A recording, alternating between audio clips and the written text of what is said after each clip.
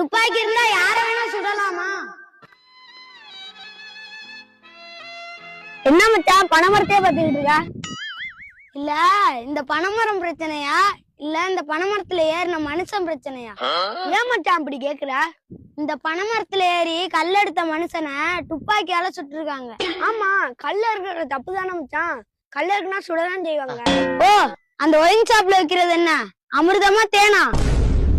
அந்த ஒயின் ஷாப்னால பல குடும்பங்கள் அழியுது, பல பெண்களோட வாழ்க்கை கேள்விக்குறியா இருக்கு. அவங்கள ஏன் சுடல?